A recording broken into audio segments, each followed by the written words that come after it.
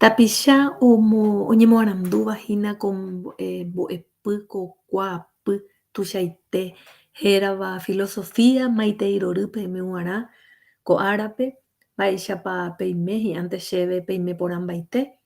Muy buenos días a todos, ¿cómo están? Espero que muy bien.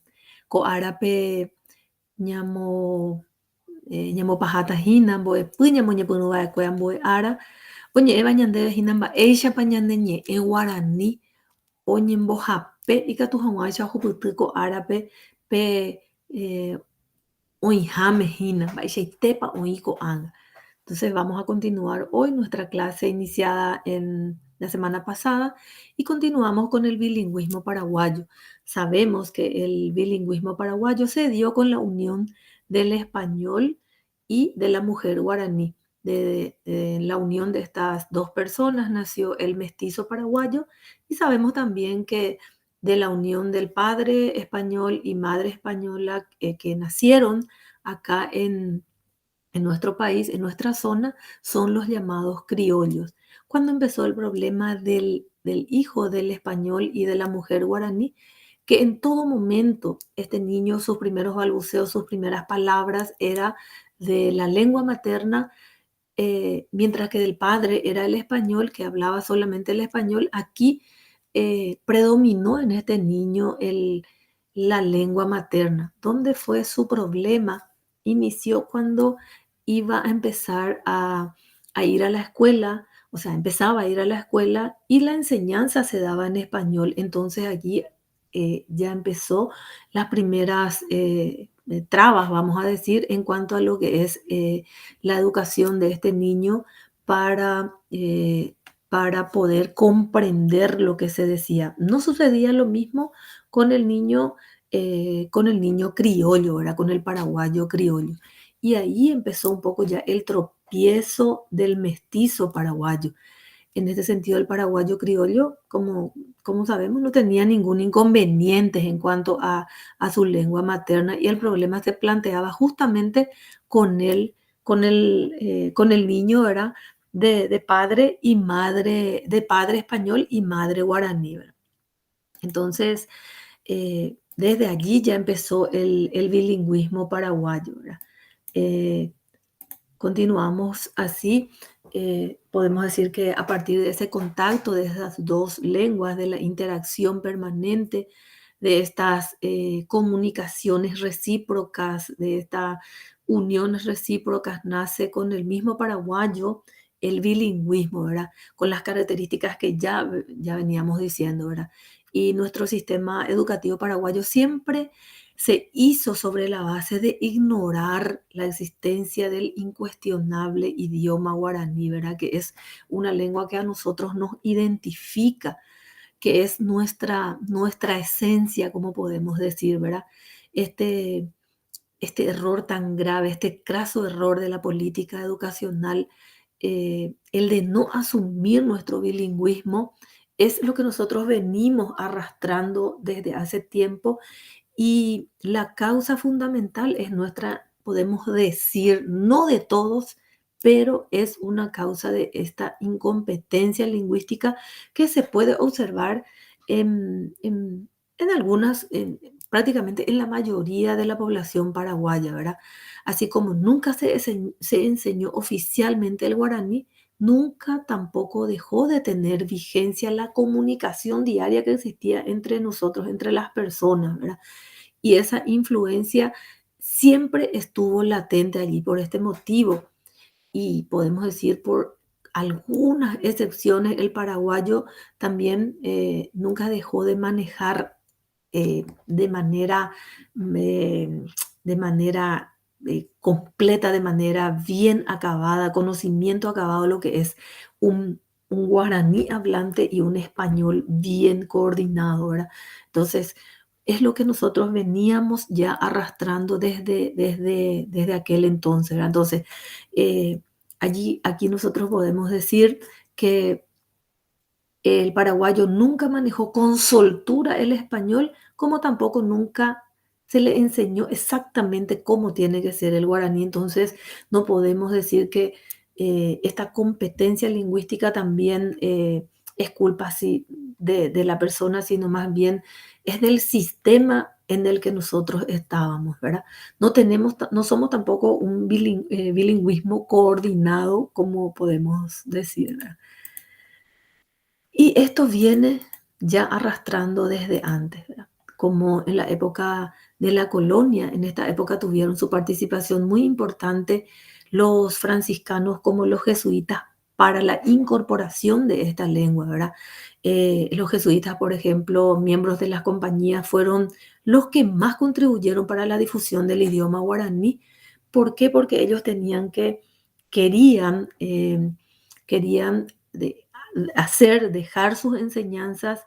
Entonces, ¿qué tenían que hacer? Sí o sí tenían que escribir y hablarle y aprender también ellos el guaraní como para que puedan em, hacer llegar a la gente lo que venían a enseñar, ¿verdad? Entonces, para lograr más fácilmente el objetivo de difundir, ¿verdad? A Cristo, que es lo que ellos vinieron a hacer. Entonces, tuvieron que estudiar, como ya les dije, y aprender la lengua guaraní. Y así fue que se dio también. eh, eh, Cuando aprendieron ellos, entonces, este guaraní que era eminentemente oral, se dieron cuenta también de la necesidad de profundizar su conocimiento. Estudiaron y allí le dieron la escritura latina, donde esbozaron parte de la gramática y convirtieron todo esto, lo que ellos trajeron a la escritura guaraní, ¿verdad? Son los primeros escritos que tenemos nosotros, ¿verdad? ¿Y cuáles son esas primeras literaturas que, de las cuales estamos hablando? Son, por ejemplo, en 1554 el Catecismo en guaraní, escrito por Fray Luis de Bolaños. En el 39, 1639, Tesoro de la lengua guaraní, por Fray Antonio Luis de Montoya. Luego tenemos en 1640 Arte y vocabulario de la lengua guaraní, también por Antonio Ruiz de Montoya. En 1705 Sermones de la lengua guaraní. Luego Catecismo y Sermones escrito por el cacique Nicolás Yapuguay. Y así, ¿verdad? Entonces los jesuitas que comprendieron de que para llegar al objetivo tenían que llegar a hacer sus escritos, entonces tuvieron también, ellos fueron los que tuvieron la primera imprenta propia, ¿verdad? De las misiones, y en ellos imprimieron estos primeros libros en guaraní. Y así fueron los primeros pasos, vamos a decir, de nuestra lengua guaraní en cuanto a la escritura. Luego, en la época de la independencia, aquí cuando los próceres de nuestra independencia estaban preparando ya la libertad, la emancipación, utilizaron el guaraní como efectivamente el idioma confidencial de los paraguayos, como ellos le decían, porque como nadie entendía, era un arma fundamental que podrían utilizar para lograr el grito, ¿verdad? El grito de independencia, ¿verdad? Y así fue que lo hicieron, como ya sabemos la parte de la historia, ¿verdad? Mediante ese santo y seña expresado en guaraní, ellos pudieron alcanzar. Entonces podemos decir que el guaraní desde antes viene siendo, ¿cómo podemos luego dejarle de lado, ¿verdad? Porque es nuestro aliado fundamental, ¿verdad? Este hecho que aparentemente es algo tan sencillo, ¿verdad? Nos permite expresar junto con otros historiadores que eh, el primer capítulo de la historia paraguaya independiente fue escrito en guaraní, ¿verdad? Entonces tendría que ser para nosotros un orgullo esta nuestra lengua, ¿verdad? Luego, en la época del doctor Francia, aquí el doctor Francia entendía perfectamente que el idioma guaraní era uno de los factores, ya era uno de los factores más fuertes de comunicación, de relacionamiento entre los paraguayos. Y empezó a trabajar, a luchar para afianzar la lengua guaraní, ¿verdad? Entre, entre nosotros acá para poder utilizar en todas las circunstancias que, según la historia, ¿verdad?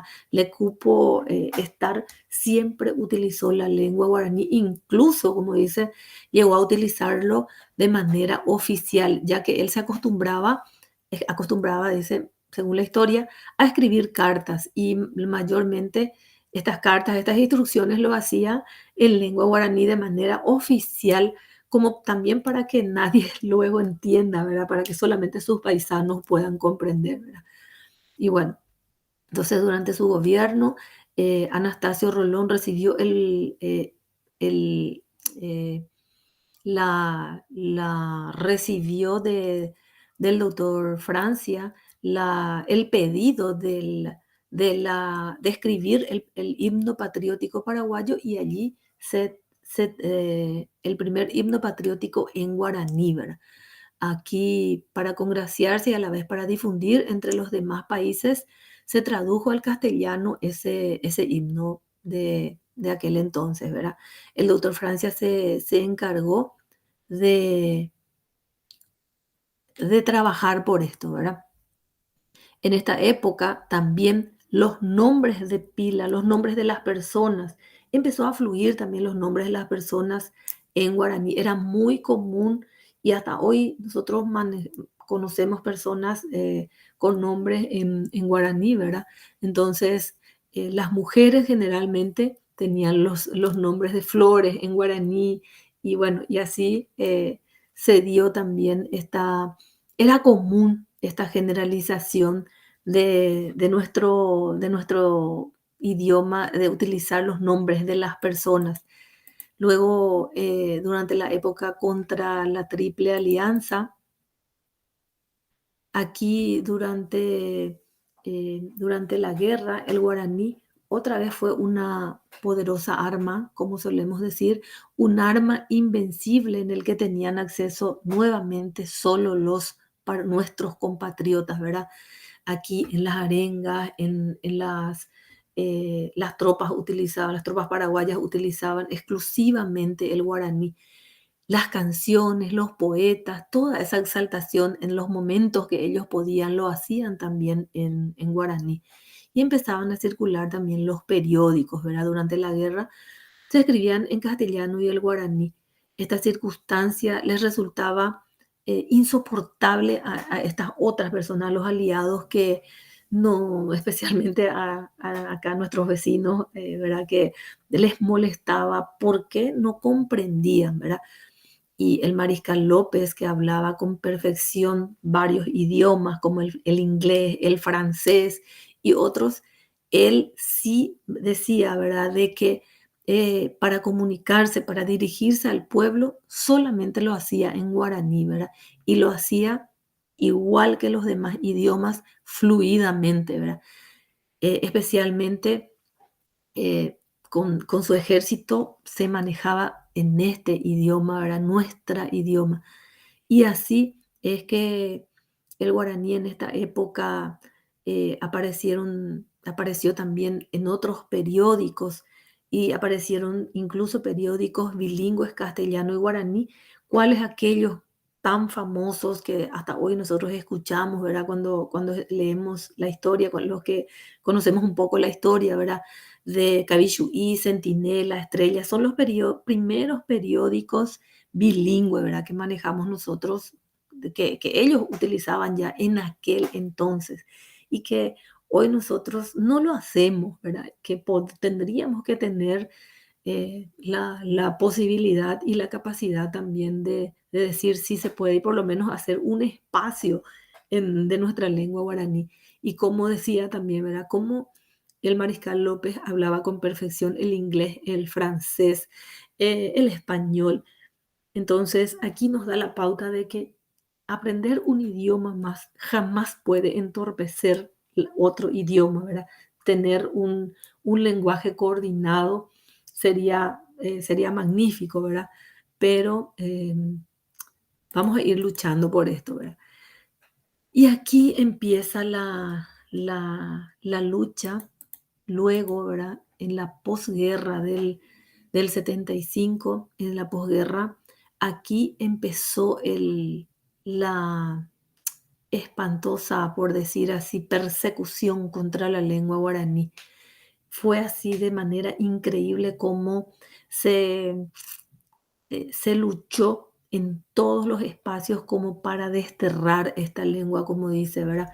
Cuando estaban, eh, se hablaba de que se tenía que desterrar, se hablaba de que se tenía que dejar de lado, que se tenía que quitar, se tenía que regenerar al pueblo paraguayo para promover su conocimiento. Entonces decía, hay una tarea que tenemos que hacer y cuál es entre ellos, qué es lo que tiene que pasar. Se tiene que olvidar el nombre de Francisco Solano López, pero eso era, vamos a decirlo, de menos. Lo triste era que dice desterrar por siempre el idioma guaraní, porque según ellos decía es una espantosa creación de la ignorancia y el retroceso. Y ahí, por ejemplo, imagínense, eso viene hasta hoy día, parece así, grabado en la memoria, no de esta manera, pero viene como si fuese que el guaraní eh, es el que más o menos tipo hace el retroceso, que porque tenemos el idioma guaraní no podemos salir adelante. Como dice, ¿verdad? Se tiene que promover el conocimiento, pero desterrando al idioma guaraní.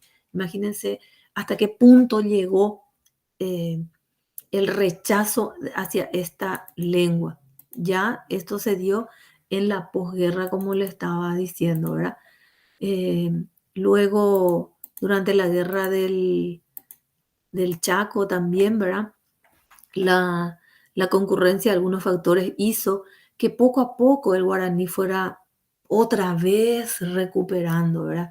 Y como dice ahí, es increíble cómo es que otra vez un momento tan triste, ¿verdad?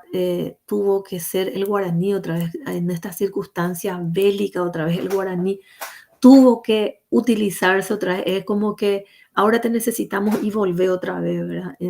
Se le desterró porque se creyó una espantosa creación, dice, y ahora sí te necesitamos y volver otra vez, ¿verdad? Eso fue durante la guerra del Chaco, pero bueno, gracias a eso y a partir de allí fue recuperando su espacio, ¿verdad?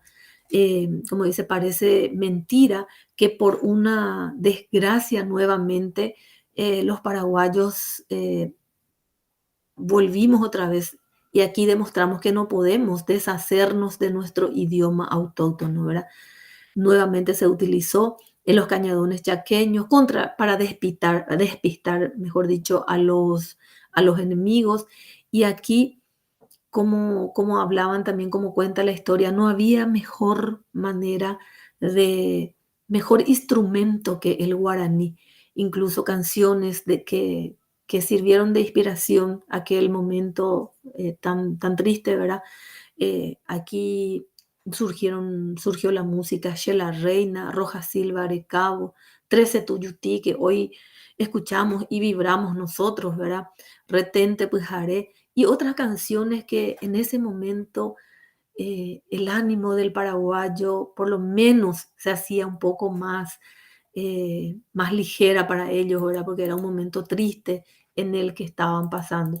Y a partir de allí se empezó con la nacionalización. O sea, a partir de allí que triunfó y fue dándole un poco otra vez su espacio, luego ya de la trayectoria toda descripta, a grandes rasgos vamos a decir que en 1967 la Constitución Nacional sanciona la nacionalización del idioma guaraní.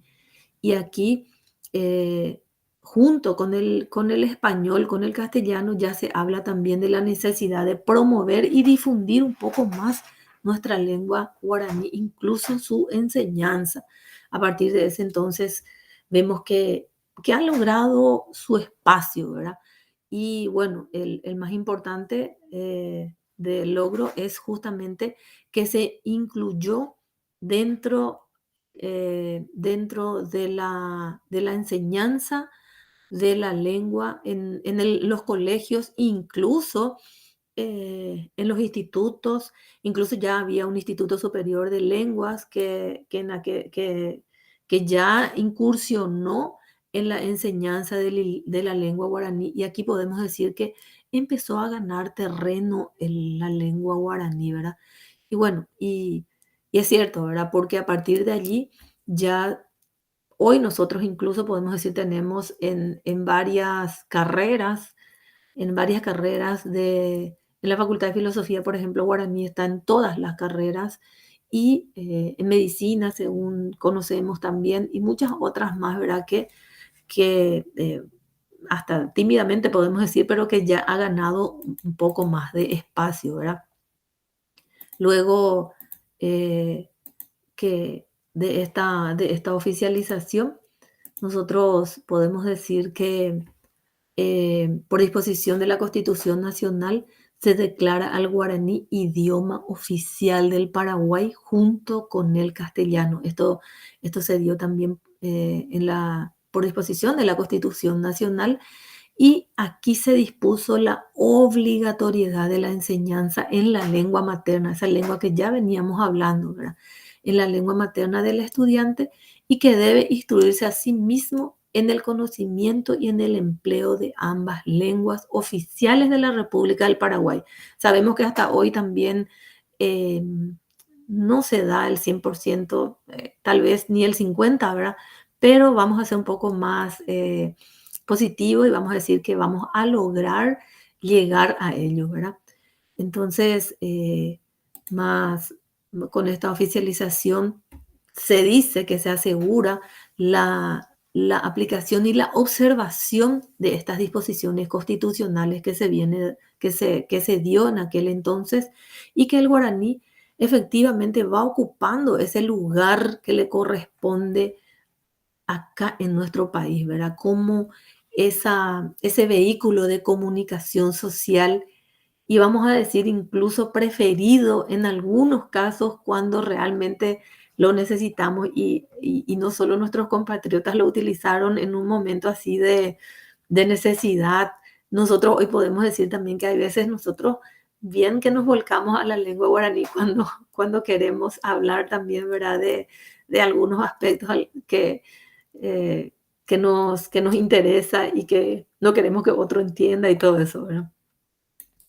Bueno, entonces podemos decir que nuestra lengua está ganando espacio, y que hoy día nosotros podemos darle también ese lugar que le corresponde, ya que, como todos sabíamos y estamos recordando nada más, todo lo que venía pasando, todo lo que venía, eh, toda la trayectoria, que de hecho no hablamos todo acá, ¿verdad? Pero toda la trayectoria que tuvo la lengua guaraní durante todo su recorrido hasta hoy día, y que vemos que siempre fue ese vehículo de comunicación entre los paraguayos.